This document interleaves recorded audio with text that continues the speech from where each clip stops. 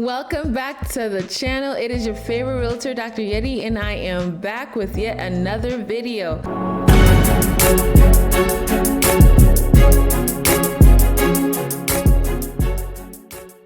We're going to be talking about the government shutdown today, and it is something that a lot of people may feel like it's not going to impact them right now, especially if you are a business owner or if you are living with somebody, whatever the case is. But I guarantee you it is going to negatively impact your life in some way, shape, or form. Now, prior to the shutdown occurring, the current administration has been making a lot of changes that have resulted in so many people being furloughed, being laid off, even being fired because of cutbacks, right? Especially in the healthcare sector, right? Especially Medicaid being threatened to be taken away, right? A lot of welfare being taken away, SNAP benefits being taken away, things of that nature. If you're looking at the healthcare sector, so many hospitals, their budgets have been cut, which led to a lot of healthcare professionals being laid off, right? So many nurses are being laid off as we speak. And the crazy thing about it, the thing that really strikes me the most is that a lot of the fields that are being threatened are the jobs that previously so many people would deem as safe roles, right? If you work in IT, if you work in the government, if you work in healthcare, these are positions that feel like, oh, this is a safe role. However, we find that these are the most threatened positions as we speak. When we think about, and I'm gonna delve into it a little bit, when we think about anything government related, a lot of people look at it as a safe option, right? And I'm gonna talk about the Section 8 housing and the voucher program and how that is also being threatened.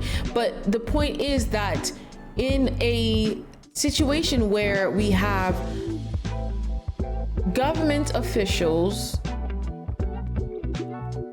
battling to see who is going to be right, we have the nation's citizens bearing the brunt of this, I will call it a game. And it's very, very, very, very unfortunate. Now, I want to talk about exactly why is there a shutdown. I'm going to be reading an excerpt from an article from BBC, which says Republicans and Democrats could not agree to pass a bill funding government services past the 1st of October when the previous federal budget expired. Democrats want the bill to include an extension of expiring tax credits that make health insurance cheaper for millions of Americans and a reversal of Trump's cuts to Medicaid, a government healthcare program used by millions of elderly, disabled, and low-income people. So now they are arguing about how they are going to use the money that they have, how they're going to allocate the funds, how they're going to spend their budget. And because they're arguing about this, the citizens are experiencing hardships and they're not being paid for the work that they're doing, right? Why the healthcare has to be cut, I don't understand. Because I'm not going to delve too deep into it. Democrats also oppose spending cuts to government health agencies. So many people will be affected. Do you understand how devastating it will be for the programs, the healthcare programs to be cut, the Medicaid program? A lot of funding comes from these programs for hospitals. And for some hospitals have shut down completely, while some hospitals are cutting costs and laying people off. There are people right now that are dear to me that are afraid of being let go of their previously stable jobs. And if you are not able to have a job and your job is not guaranteed, you should not be thinking about buying a house right now. Unfortunately, I understand I'm a realtor. However, I need to be real with you and let you know that you should not be considering buying a house if your job is on shaky ground. The effects of the shutdown. So the U.S. government services are temporarily suspended, and around 1.4 million federal employees are unpaid leave or working without pay. Okay. Granted, if you want to close on a house right now and you're getting a VA loan, a USDA loan, or an FHA loan, just know that if you're about to close, it might take some time before you close. You might have to extend it a little bit because of the shutdown. So keep that in mind. Okay, how has the shutdown affected the housing market? I'm going to talk about a few things really quickly that I'm going to be reading from realtor.com, and I'm considering if I should share my screen right now, but actually let me go ahead and share my screen. Okay, so first thing is that they're saying that during the 2018-2019 shutdown, existing home sales dipped from around 5.2 million to under 5 million before rebounding once the government reopened. Okay, so sales have been slowed then, and both buyers and sellers can feel the effect of the shutdown bottleneck. Flood insurance is one big way. The National Flood Insurance Program can't issue new policies during a shutdown, complicating thousands of home sales in flood zones. Lenders do have workarounds to enable sales to continue, but some of these can put buyers in a risky position. If you currently have a house and let's say your loan needs, your insurance needs to be renewed, you may be renewed but without flood insurance. Now what happens? Lenders require you to have flood insurance if you are in a flood zone, right? They will require you to have flood insurance. But if you're in a situation where you have a lender who gives you that workaround, then you may be lucky. But what if your lender doesn't allow that? Okay, government-backed loans, I kind of touched on it a little bit. FHA and VA loans continue to move slower. Meanwhile, rural housing loans like USDA loan often pause entirely. HUD programs like rental assistance, okay? I'm going to talk about that in a little bit. Rentals, in matter of fact, let's talk about it right now. Let me read the sentence and I'll address it. Keep going for now, but the longer the shutdown lasts, the more likely it is that landlords could see rent disruptions. We're seeing it already, okay? We are in November 2nd, okay? Matter of fact, while I'm on here, I know today is Sunday, so I know the bank isn't moving, but let's see by happenstance if we get paid. Mind you, I am a landlord and I do have a voucher program tenant in my property, and nope, I don't see no money. Let me check my other account. Nope. Okay, and we are in November 2nd. Now I will say this, Atlanta does have a moratorium in place. Okay, the moratorium is one, the landlords are not required or not able to demand rent from their tenants. If their tenants cannot afford it, they don't have to pay it right now. Now they will owe it at the end of the moratorium. However, if they don't have it right now, they don't have to pay it. And also, you can't charge late fees. So now these landlords who are renting their homes out to tenants still have to pay their mortgage. There is no moratorium on the mortgage.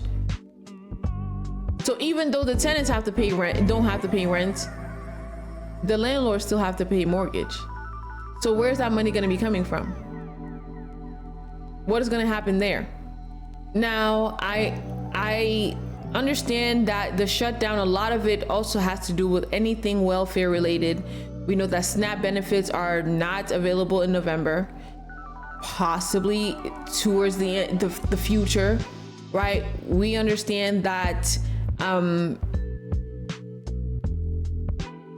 Medicaid is being affected. Now we're also seeing it happen in the voucher programs. How do I move this? Right? We're seeing it happening in the voucher programs. Rural families face unique challenges in accessing safe, affordable housing and financing. And I'm guessing that's with the USDA loans, right? Even people not directly affected start hesitating. Some people are scared about their jobs. I mean, I mentioned the government is, furloughing people and all these other things, but think about people in tech. Think about people in nursing, in the healthcare field. Think about these people, right, who are being laid off left and right. Amazon laid thousands of people off. USPS laid thousands of people off. You would think that these two companies would want to hire more people in a season like we are right now. This is November. We are in a holiday season. You would think they would want to hire more people, but quite the contrary. They laid off tons of people. Okay, there's also chatter that federal workers won't receive back pay, right? There's chatter. Now, I don't know how true this is, but we won't find out until much later, right? That they will be working, but they may potentially not even get paid for the work that they're doing right now. Last time we had a government shutdown, the reason why the shutdown was shut down, I guess, and it was back in place, so the government was back up, was because the airway traffic controllers, they were calling out sick because they weren't getting paid. And we need those people, right? If you want to fly planes, or if you want to make sure that there is no danger in the skies, you need these people. And when that job is being threatened, then they're gonna be like, okay, maybe we need to speed this up. Because last time the shutdown lasted, I want to say 39 days. This time we are on day 31. Or maybe 32, honestly. There's also chatter. Okay, but here's the good news. History shows shutdowns have slowed the market, but they don't derail it. Once government funding is restored, delayed transactions traditionally catch up quickly. The market pauses, then trends to rebound, often stronger than before. In the short term, a shutdown adds uncertainty, but housing has proven to be resilient to prior disruptions in the long term. The sooner Washington turns the lights back on, the easier it will be for buyers, sellers, and the housing market to bounce back. Now, I will say this, okay? People still have bills to pay. So there are people right now that are filing for bankruptcy because they can't afford. A lot of people are living paycheck to paycheck already. Then on top of it, you are adding this situation to their lives where they have to work. And honestly, I don't even know where this conversation is heading. I guess I just have a little bit of a frustration. And not necessarily for myself. I'm gonna be fine, right? My tenant, I'm very grateful that I have the tenant that I have because she paid her portion of her rent. However, the full rent, the government hasn't paid for it, but I'm gonna be okay. I'm very grateful that the Lord has blessed me with the life that I have. But what about people who are not able to? What about people that don't have that mind to just keep going and wait? What about those people who are really dependent on this and they have families? So I really don't know what I'm expecting from this video or what I want. It's just honestly the American dream that people grew to know never existed. It's not even that it doesn't exist anymore. It never existed. It just feels like it was all a lie.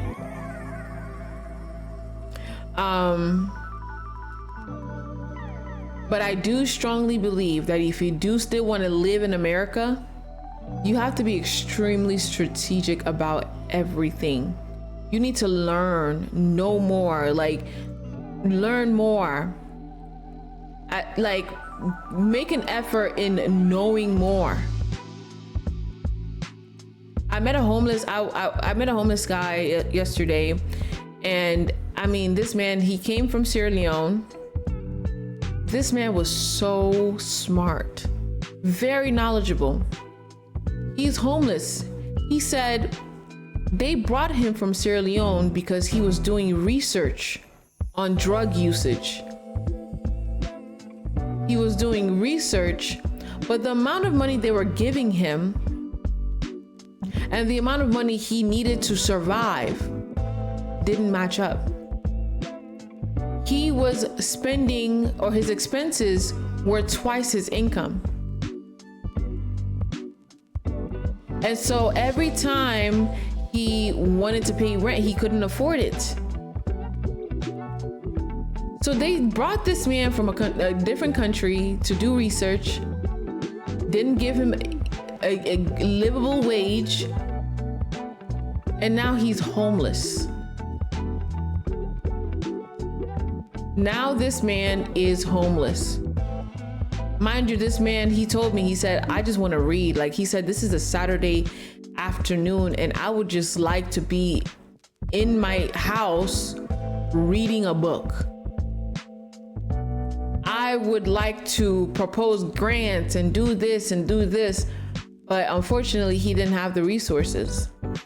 There are a lot of people on the streets right now that don't need to be on the streets. And it's very unfortunate. It's very unfortunate. So this is a different type of video. Honestly, I don't know. I don't want to be a doom and gloom channel. Honestly, I do share some news videos here and there sometimes, but and I know everything is going to work out. That's the thing. I understand. And I know for a fact everything will work out. I just don't like how the population is being taken advantage of. And I honestly don't know what needs to change and what needs to happen, right? What can you do? You can tell people not to spend at these like Amazon, who lay people off during the holiday season, but people are always going to buy on Amazon. And they know that. They know that. The same people that said, let's boycott Target are shopping at Target today. People forget things. People forget things. So honestly, the only advice that I can give right now, and I've heard that this may be an insensitive statement to make, but I'm not gonna lie to you, like this is the only thing that makes sense, and which is to do your own thing. Do your own thing outside of work. Work as well, but make multiple streams of incomes. The Bible says that a wise man has at least 7 streams of income. Work to have a steady stream of income, but also on the side, do something that you love and that can bring you income as well.